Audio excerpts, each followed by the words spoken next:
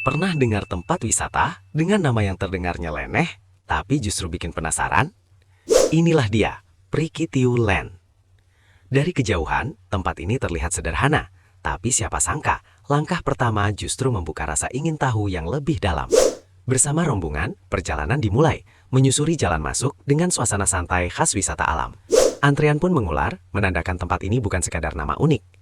Dengan tiket masuk hanya Rp18.000 per orang, petualangan pun resmi dimulai. Di balik ramainya antrean, ada satu peran penting yang tak terlihat.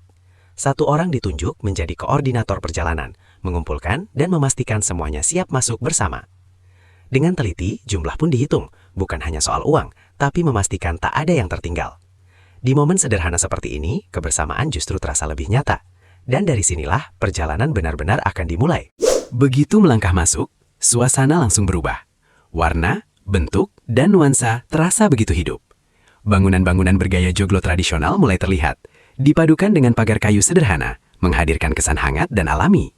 Nuansa rustik khas pedesaan berpadu dengan sentuhan modern yang instagramable. Tak butuh waktu lama, salah satu dari kami pun langsung mengabadikan momen di spot rumah kayu yang estetik. Rombongan pun terus berjalan melewati bangunan dan spot-spot yang unik, dan belum tahu tujuannya kemana. Maklum, baru pertama datang. Perjalanan pun berlanjut. Langkah demi langkah membawa kami melewati berbagai bangunan dan spot yang unik. Semuanya terasa baru, penuh rasa penasaran di setiap sudutnya. Dan tanpa arah yang pasti, kami terus melangkah, menikmati setiap kejutan di tempat yang baru pertama kali kami kunjungi. Langkah kami akhirnya terhenti di sebuah area yang begitu luas dan terasa sejuk oleh rindangnya pepohonan. Tempat ini seperti ruang terbuka, nyaman, tenang, dan jauh dari hiruk-pikuk.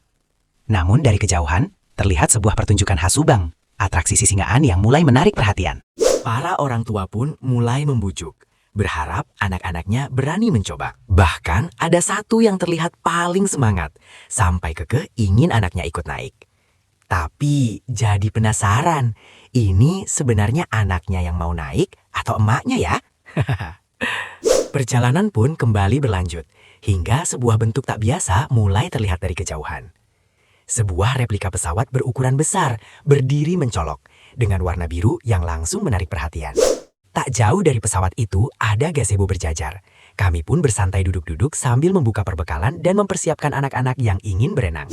Tak butuh waktu lama, suasana langsung berubah jadi lebih riuh dan penuh tawa. Anak-anak mulai berlarian menuju kolam renang, dengan warna-warna ceria, biru, merah, dan kuning, yang langsung memanjakan mata. Satu persatu, mereka mulai masuk ke dalam air.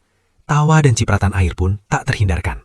Di sudut lain, terlihat perosotan yang menjadi favorit. Bahkan ada ember tumpah raksasa yang siap membasahi siapa saja di bawahnya. Suasana benar-benar berubah menjadi penuh keceriaan. Wajah-wajah bahagia itu menjadi bukti bahwa kebahagiaan tak selalu harus mahal. Meski suasana begitu ceria, tak semua langsung berani masuk lebih jauh ke tengah kolam.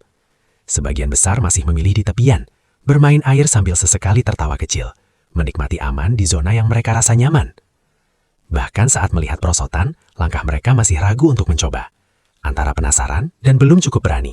Tak jauh dari area kolam renang, terdapat satu wahana yang langsung menarik perhatian. Sebuah wahana mirip Flying Fox, namun dengan konsep berbeda, di mana pengunjung duduk di kursi rotan yang digantung berderet. Bukan berlari atau melompat, cukup duduk manis, lalu perlahan meluncur menuruni lintasan dengan aman dan santai. Sensasinya ringan, tapi cukup memacu adrenalin dengan cara yang menyenangkan. Wahana Flying Chairs ini adalah salah satu favorit pengunjung di sini. Kembali lagi ke area kolam, suasana ceria masih terus berlanjut. Namun kali ini, terlihat satu anak mulai berbeda. Perlahan, ia memberanikan diri melangkah ke bagian yang lebih dalam. Dengan sedikit usaha, ia mulai memanjat struktur seperti panjat tebing menuju titik awal perosotan. Sejenak berhenti di atas, terlihat ragu, tapi juga penuh keberanian. Dan akhirnya, wush, ia pun meluncur deras ke bawah, disambut cipratan air dan tawa penuh kegembiraan. Sementara itu, di sisi lain area kolam, dua orang anak mencoba masuk ke kolam yang berada di dalam ruangan. Suasananya berbeda, tidak seramai di luar, lebih tenang, dan terasa lebih adem. Seperti ruang kecil untuk menikmati air dengan lebih santai. Tak jauh dari kolam renang bagian dalam itu, ternyata ada area yang sudah kami lewati sebelumnya. Sebuah lapangan luas yang sejuk, tempat atraksi sisingaan khas Subang tadi berlangsung. Namun kini suasananya terasa lebih sunyi. Mungkin karena hari mulai beranjak sore. Tak jauh dari sana, terlihat area Pujasera untuk beristirahat dan mengisi tenaga. Setelah mencoba suasana yang lebih tenang tadi, kedua anak itu pun akhirnya memutuskan bergabung lagi ke kolam renang luar yang suasananya jauh lebih ramai dan penuh keceriaan. Ternyata, di sanalah keseruan sebenarnya berada. Tak lama kemudian, ember raksasa di atas kolam pun mulai terisi penuh. Anak-anak di bawah tak menyadarinya. Splash! Air pun tumpah, menyiram seluruh area kolam dan anak-anak pun tampak riang. Bagi pengunjung yang ingin menunaikan ibadah, tersedia musola yang letaknya tepat di samping area kolam renang ini. Setelah puas bermain air, satu persatu anak-anak mulai keluar dari kolam. Dengan tubuh masih basah, mereka berlarian penuh tawa menuju area gazebo. Kembali ke tempat yang tadi menjadi titik istirahat, di mana keluarga sudah menunggu dengan hangat. Kebersamaan indah penuh cerita hari ini. Sampai di gazebo, suasana kembali tenang setelah riuhnya kolam. Salah satu anak kemudian membuka bekalnya. Ternyata ada makaroni dengan rasa yang terlihat cukup pedas. Tanpa ragu, ia pun berbagi. Satu persatu teman lainnya ikut mencicipi. Ekspresi langsung berubah antara kepedasan dan tetap ingin menikmati. Tapi tetap saja, semuanya kebagian suapan yang sama. Disitulah letak keseruannya. Sambil menunggu anak-anak bersih-bersih setelah berenang, kami pun menyusuri area lain, yaitu Danau Prikitiu. Di tepi danau, terlihat bebek goes yang tampak diam di air yang tenang.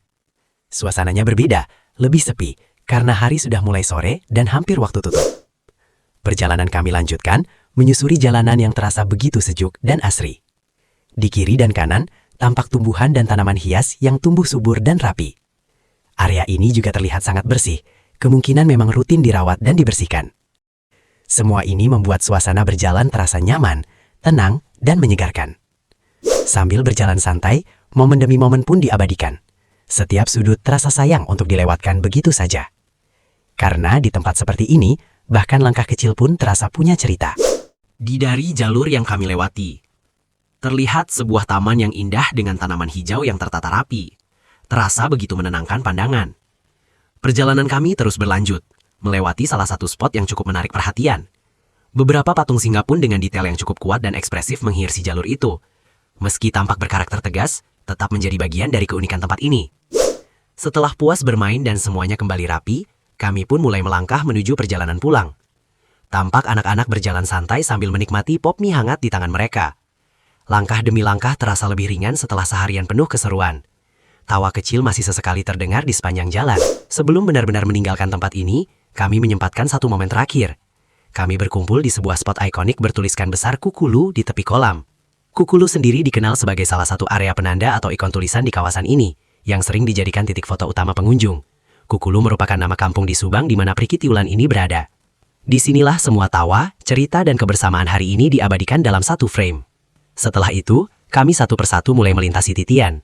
Sebuah jembatan penyeberangan berbentuk stepping stones warna-warni dari beton bulat yang menghubungkan satu sisi kolam ke sisi lainnya.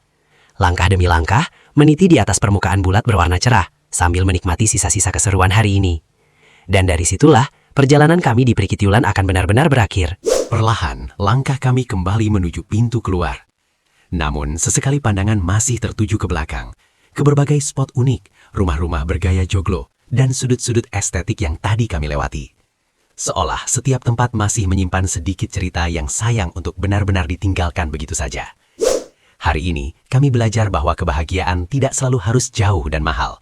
Cukup dengan kebersamaan, tawa, dan tempat yang bisa memberi pengalaman berbeda.